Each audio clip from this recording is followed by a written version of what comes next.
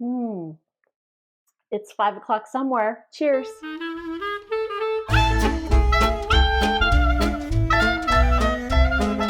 Hello and welcome to another video. My name is Heather, and as always, I'm reading with a vengeance, and I hope you are too. Big, warm thanks to all you OGs who keep coming back. And if you're new to my channel, very warm welcome to you. I hope everybody is doing very well. How is everybody's reading going? I have had a pretty good reading month so far. I'm very excited to talk to you about a couple of books. Well, I have more books to talk to you about, but there's a couple that I'm extra excited about.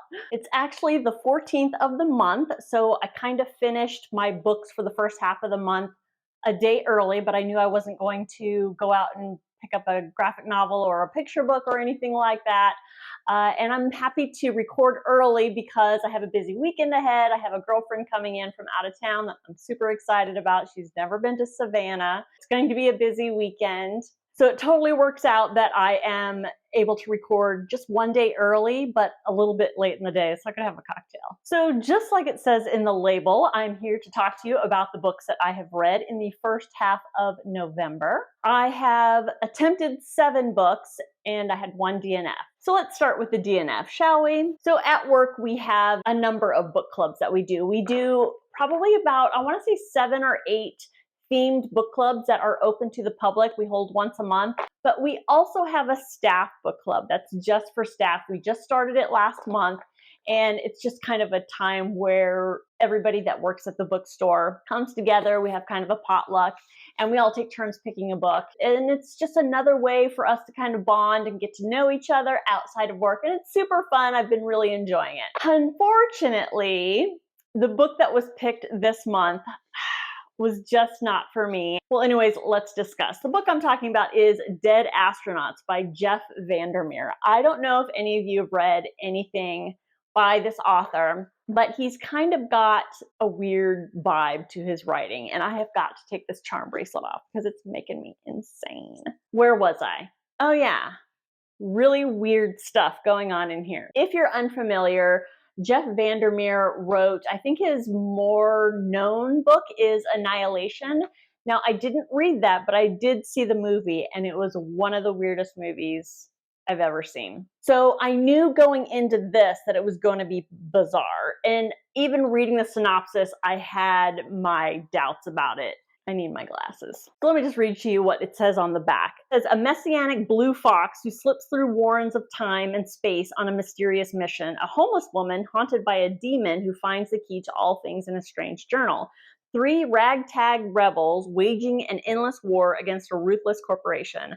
A raving madman who wanders the desert lost in the past, besieged by his own creation. An invisible monster whose purpose remains hidden. This presents a nameless city where, in the shadow of the all-powerful company with a capital C, lives, human and otherwise, converge in terrifying and miraculous ways. At stake, the fate of the future, the fate of Earth, and all the Earth. So already I was like, huh? But I wanted to give it a shot. I really dislike DNFing books. I've gotten better at it over the years because I've talked about this before. Life's too short. There's too many books. You know, why waste time on something you're not enjoying, right? But specifically for book club books, because I think one of the main reasons for being in a book club is to read books that are not specifically your taste or that you wouldn't normally pick up. And you kind of get an insight into your fellow book clubbers based on the books that they pick, right? The girl who picked this book, I absolutely adore her. She's a love. Her taste in books, however. We're not meeting until this coming weekend, so I'll be really interested to hear the consensus about this. I've already talked to one other person. She had the same experience, although she powered through. The other thing about this book, it's the second in a series. Now, at first I was like, why would you make us read the second in a series and not make sure that we read the first? But on the flip side of that, I thought, well, maybe it's one of those series that you don't necessarily have to read in order, kind of like the Dublin Murder Squad series by, is it Tana? Is it French? I get French and the other Tana mixed up. But you know who I'm talking about. So I just went in, and I was probably on page 12. Now, to be fair, I usually give books a better chance than that. I usually get in a little deeper before I DNF, but I felt like I was reading a foreign language. I think my review that I left in Goodreads is, it felt like Yoda wrote this book after having a stroke. So if that gives you any indication, I did not like the writing style. Obviously, I just couldn't do it. There were too many other books on my mind, and I just couldn't do it. If I remember at my end of the month wrap up, I will maybe share with you what everybody else thought of this book. It's a beautiful cover. I absolutely love this cover. It's psychedelic and weird. You know, there's some weirdness that I like, but I need to be able to understand the story and what's going on. So DNF for this one. Moscow Mule, if you were wondering. So this month I wanted to be a little bit more mindful about picking books, specifically picking books off my physical TBR. I want to get through some of these before I add to it. I decided to kind of do a little version of the TBR game that I played in the past, and I decided to pick up the book that has spent the longest amount of time on my physical shelf, and that book was Florida Roadkill by Tim Dorsey. This book I got because I thought it would scratch my Carl Hiaasen itch. He's got a very similar writing style. He's got a very, very similar usage of atmosphere and characters. This is the first in a series. The series is called Surge A Storms. That's the name of the main character. This takes place in Florida, obviously, much like Carl Hiaasen's books. I have much to say about this book. Where do I begin? The back of the book basically talks about how the plot is a bunch of different groups of people are all after the same suitcase filled with $5 million of stolen insurance money. But here's what it was like reading the book. You're meeting all of these different characters, and with the exception of two of them, they're all pretty unlikable. They're all kind of seedy characters from seedy backgrounds. They're either criminal or immoral or both. But the thing they all have in common is they have just these zany, wacky personalities, and their life situation, their life story is wacky. And you're getting to know all of them through a variety of madcap shenanigans, just really bizarre goings on. And as you're meeting all these characters, there's this minor thread that kind of links them all together. And the two characters that I'm talking about that are likable, I believe their name is David and Sean. They're the two normal characters where they lead normal lives. They've been friends since high school. I really enjoyed their backstory and how they met, how they became friends, how they've kind of spent their lives going on road trips. And I really enjoyed reading about them. The rest of it was, it was funny, it was entertaining, it was extremely violent. Everybody dies. Well, lots of people die. Lots of people die in very unusual, and I will say unique, entertaining ways to die. But the main character of this story is supposed to be Surge Storms. I believe his roots are in Cuba. He's spent some time in prison. He is, I believe, diagnosed as schizophrenic or some other psychosis like that, and he's supposed to be on his meds, but he doesn't like the way they make him feel, so he comes off them, and when it comes off him, he goes in these rages, and he's a serial killer. Now, to be fair, he is a little Dexter-ish like in his killing, in that the people he kills mostly are other bad people. But Surge, as a main character, he is charismatic, at least he's supposed to be. He's an intellectual. He knows a lot of history about Florida. So there is a lot of that in the book, if that interests you. He's supposed to be a likable serial killer, and I don't think he's very likable. I don't know if it's because this is the first in a series, and maybe as the series moves on, because there's a good deal. I want to say there's probably 20 plus books in the series. Obviously, his character is going to go through some changes, but I just didn't like the start of this. I will say this story kind of kept me going because I wanted to know what happened. I was engaged in the plot. Like I said, the characters are entertaining, if nothing else. But once I finished this book, I debated about whether or not I was going to carry on with the series. I immediately added it to my Goodreads TBR, the second one, but then I kept thinking about it and kept thinking about it. And I ultimately decided I'm not going to carry on with the series just because, you know, I need to be excited about the next one, and curiosity about whether I will grow to like the main character just isn't enough for me.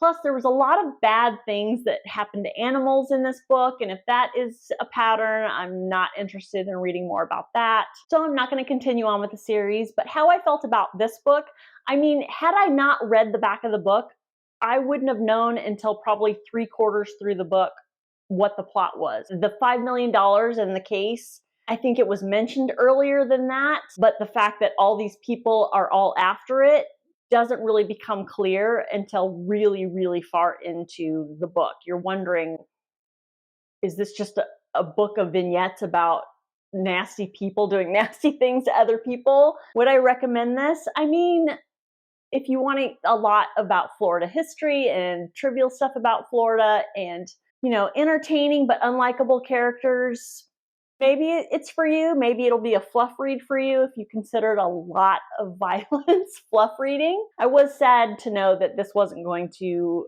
give me my fix for Carl Hyacin. So I'm glad I found that out. But yeah, I don't think this particular series is for me. Next up is The Christmas Appeal by Janice Hallett. I picked this up. This is an ARC, but it actually was just published October 24th here in the United States.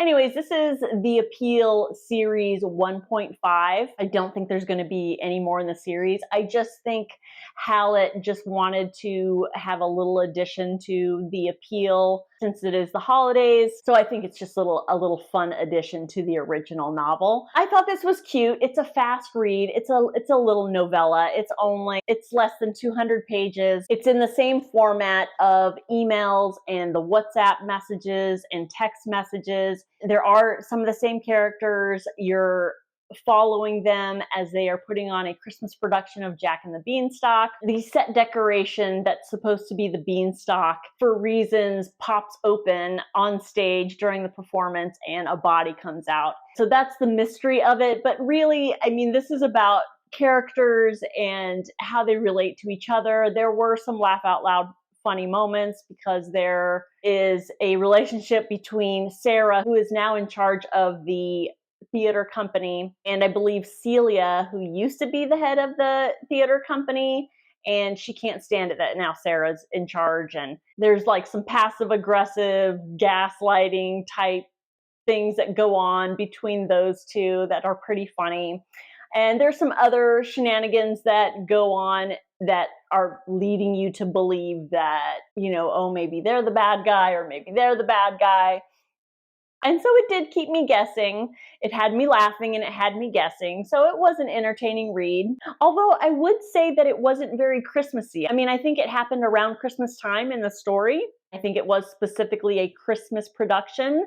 But I would think that they would have put on something a little bit more Christmassy as far as the play that they were putting on. But I mean, that doesn't detract from it. It's still a cute little story. It's still entertaining and funny. And I will say, if you absolutely loved The Appeal, then you will enjoy reading this book just to revisit the characters that you're familiar with. The next book I read was The Bean Trees by Barbara Kingsolver. A lot of you recommended to me to read The Bean Trees after I spent many a video earlier in the year raving about Demon Copperhead and how I loved it so much, and I was so surprised by how much I loved it, being that I did not really get on with the Poisonwood Bible, who everybody, I guess, but me, loved. So I was finally able to get it on my Libby app. So I did listen to this as an audiobook and I really, really enjoyed it. I can't believe this is a debut novel for Barbara Kingsolver. Did I love it as much as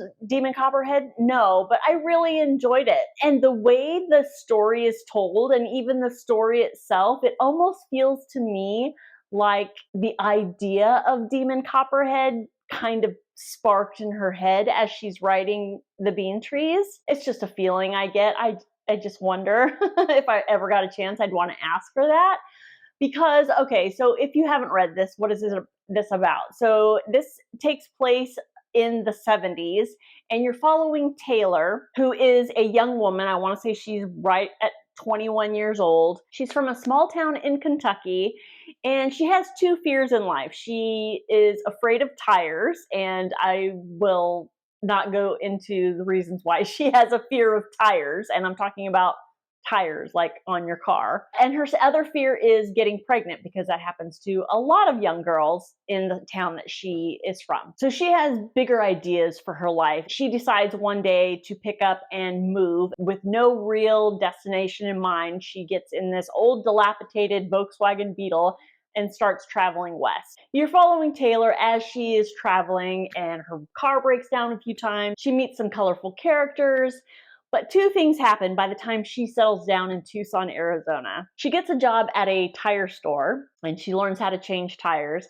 And a woman dumps a baby off in the front of her car and begs for Taylor to take care of the baby, and then disappears into the night. So the two things that she was afraid of ends up becoming a very big part of her life. And so you follow Taylor as she is figuring out what to do with this baby and growing attached to the baby and taking care of the baby. She's getting to know the people in her neighborhood. She becomes really good friends with the woman who hires her at the tire shop. She answers an ad for a roommate of another single mother, and they end up living together and becoming really good friends. And they together become friends with their neighbors, who are these two elderly women. There are multiple other characters who come in and out of Taylor's life, and she's really just finding her way through life and figuring out what she wants to do with her life and what kind of person that she wants to be. So in that way, it's very similar to Demon Copperhead. You have this young person who is from a small town and who has kind of led a sheltered life, but is making their way through this big, weird world. Another similarity that I found between Taylor and Demon Copperhead is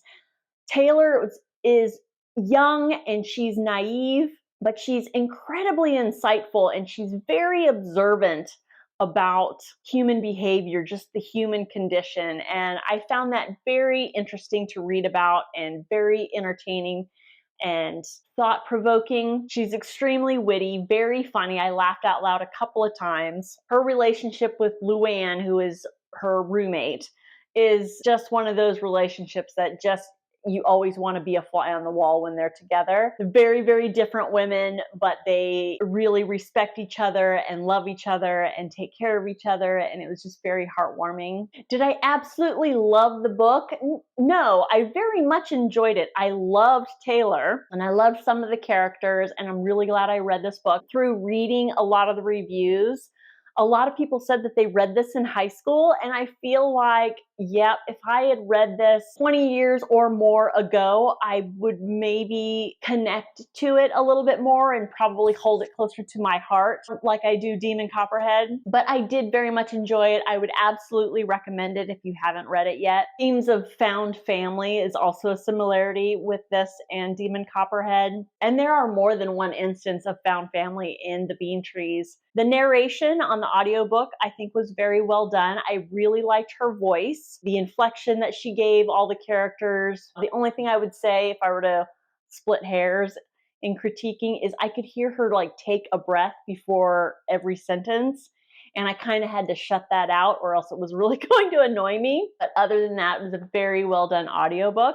And yeah, I really enjoyed it and would recommend it. The next book I want to talk to you about is The Quiet Tenant by Clémence Michalion, and that is my attempt at a French accent, so apologies. She is a French author. This is a debut novel, and I have to say I'm pretty impressed. This is a thriller, a psychological thriller, but that's not to say there isn't plenty of violence in this book. In this book, you are following Rachel, and when you meet Rachel, she has been held captive in a shed by a man named Aiden, who is a serial killer. Aiden has abducted and murdered 8, possibly 9, but for whatever reason, he has held on to Rachel and kept her in a soundproof shed in his yard while he lives a seemingly normal life with his wife and 13-year-old daughter.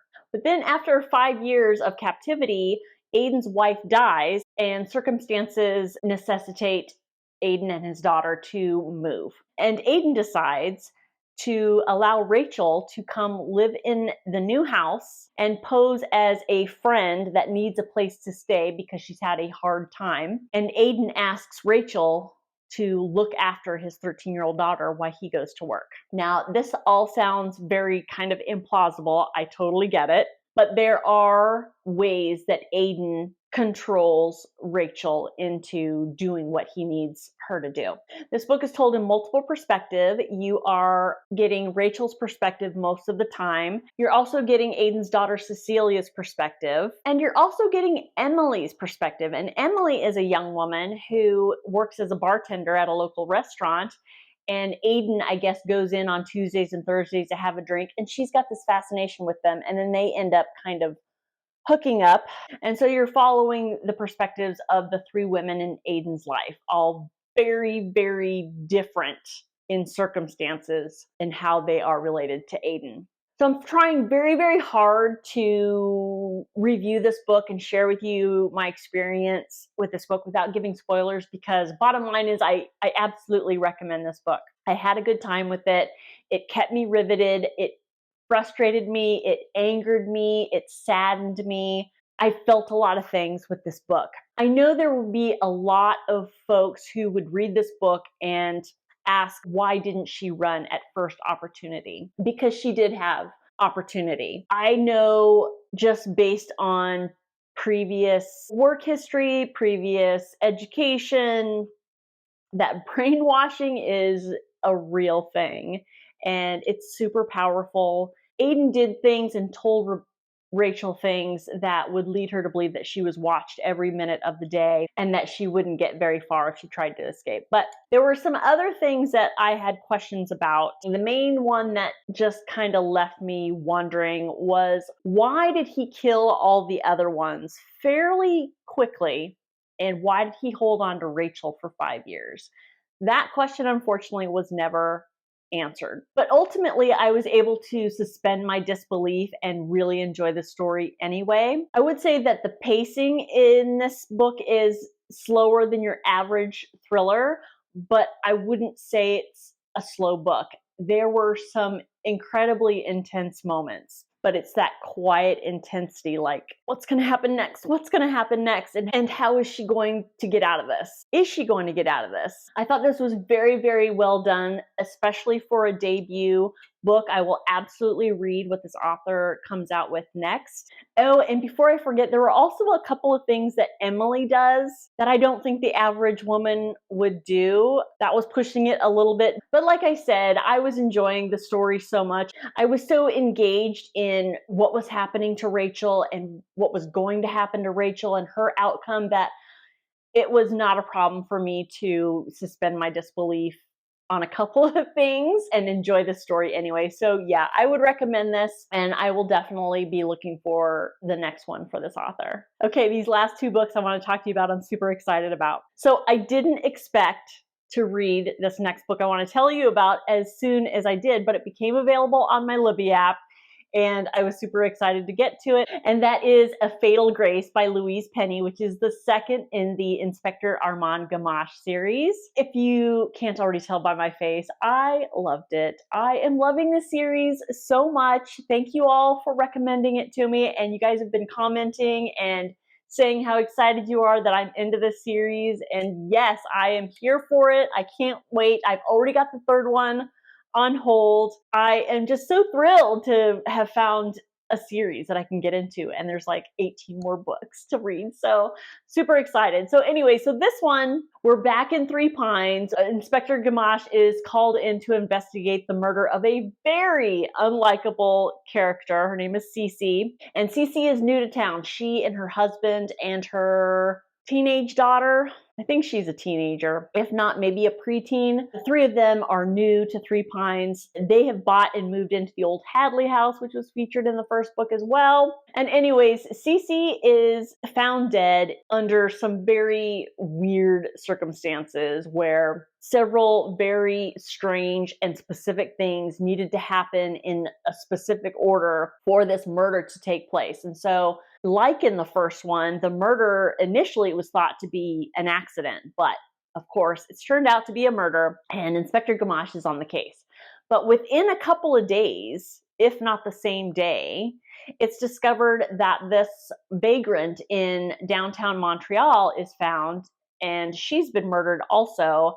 And circumstances lead Inspector Gamache to believe that that murder is related to the murder in Three Pines, or at the very least, the vagrant is connected to Three Pines. So he starts to dig into both simultaneously. And the story goes from there. All the old characters from the first one are there. Gabri and his partner Olivier, Ruth Zardo, who is a delight, and Clara and Peter, and the unlikable agent Nicole is back, and she's up to something no good. But I can tell that this is going to be an ongoing thing through the series. Inspector Beauvoir is also back, and I really liked him in the first one. And in this one, his personality is kind of taken a left turn. He was a little bit unlikable. He was kind of on the fence. You'd be in his head where he's thinking about some things that were a little snipey, but then he'd go back and forth. Then he'd be his old self. So I'm not sure what's going on there, but it's interesting and I'm here for it. There's a new agent. I think he's from the Montreal law enforcement, and somehow he gets assigned to Gamache's team. He may not be who he seems to be. So I absolutely enjoyed this one just as much, if not more, than the first one. The murder mystery is always engaging and has been keeping me guessing. This one was no different, but really the heart of this series are the characters. I absolutely love them all. Even the unlikable ones are just super fascinating, and I want to know more of what is motivating them. There's also a mention of an old case that isn't on the page yet that I'm sure we'll be getting into at some time in the future that has Gamache kind of losing sleep. So yeah, I really don't have a single bad word to say about these books, about this series. I'm just looking forward to the next one. And if you haven't picked up Still Life, which is the first one, I highly recommend it. I will probably read a few more books in the series before I watch the television show, because I think the television show is a mishmash of several of the stories, but I think they're the earlier ones.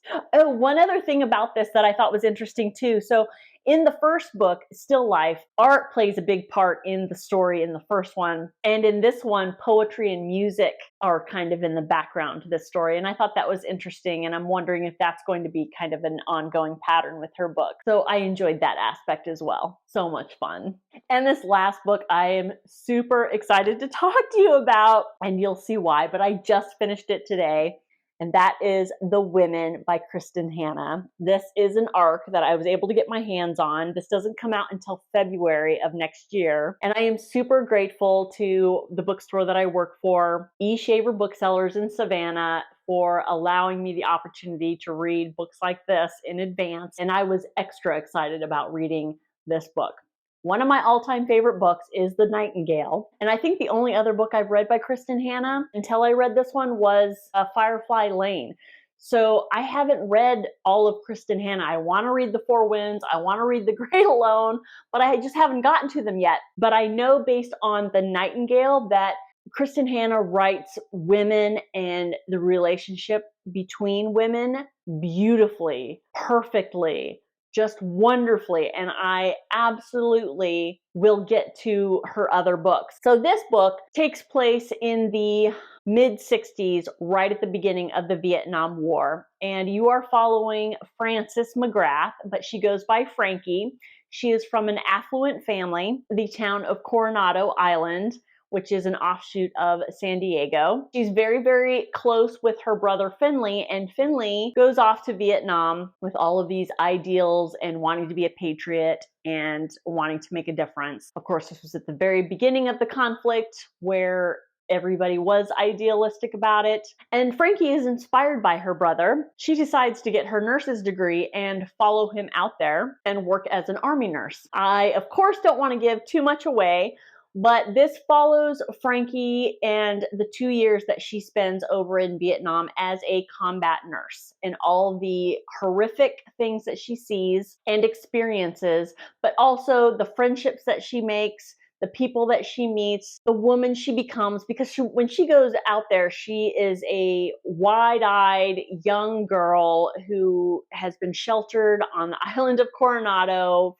protected by the affluence of her family, and she goes over there just green as can be, and she grows up over there and she kind of becomes a completely different person. So this follows her story of not only her experience in Vietnam, but the experience that she has when she comes back to America, and how horribly many Americans treated Vietnam veterans as they returned. You just learn through her perspective the things that many, many, many Vietnam veterans experienced. You know, the nightmares, the PTSD before it was actually given the name of PTSD, the drug use, the loss of friends, not feeling that they belong, the shame of even being over there that they are made to feel. So the story that's told in this book is an extremely important story, because for so long, not only were the men so badly mistreated, the women weren't even acknowledged. There were so many people that would say there were no women in Vietnam.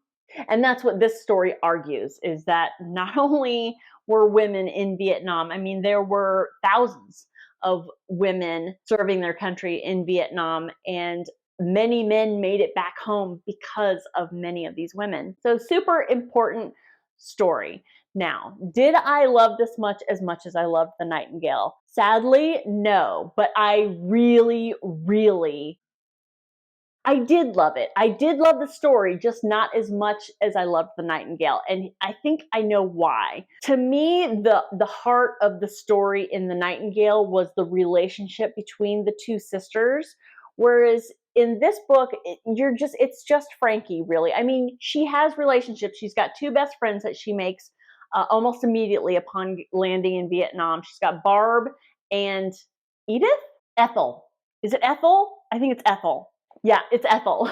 They serve as nurses together over there. You don't get a whole lot of backstory about Barb and Ethel, and you don't really get a whole lot as far as the connection with each other. Just very surface level of them helping each other through the hard times in Vietnam, but I didn't feel that connection between the two, although I know on an intellectual level they were connected. I mean, they were sisters in war. I also will say there were a couple of romances that Frankie had, and I will admit I did shed a tear towards the end, because there was something that did end up happening that I kind of figured was going to happen, but I didn't think it would have the effect on me that it did. So I did get choked up at the end. So thank you, Kristen Hanna, you clever bitch. I think my problem is that I am comparing it to The Nightingale, and that's a mistake. I mean, it's a completely different story. There's a completely different message. And yeah, I loved it. And I loved the message, and I love that Kristen Hanna gets this story out there, gets this story told, and I like the way she did it. Of course, I'm going to recommend this book to you. I don't even think I need to recommend it to you all. If you guys are all Kristen Hanna fans, I'm sure you already have this on your TBR. But if you're not, I mean, Kristen Hanna, she's a hell of a writer. This is almost 500 pages, and I didn't feel like it was too long. I'm a sucker for historical fiction. I love that it took place around the Vietnam War era, because there's not a whole lot, at least that I've come across, that I've read, especially from a woman's point of view. Just, there's a lot to love with this book. I feel like I'm blathering now, but yes, I loved it. You should read it. I don't think anybody's going to be disappointed by this one. So that is it. Those are the books that I read in the first half of November. What have you guys been reading? Have you read any of these books? Did I convince you guys to add something else to your TBR? Which one was it? I would love to know. Or you could just say hi down in the doodly-doo. If you're still watching at this point, please consider giving that like button a boop, and a subscribe would be great. As always, thank you so much for watching, and I will see you all next time.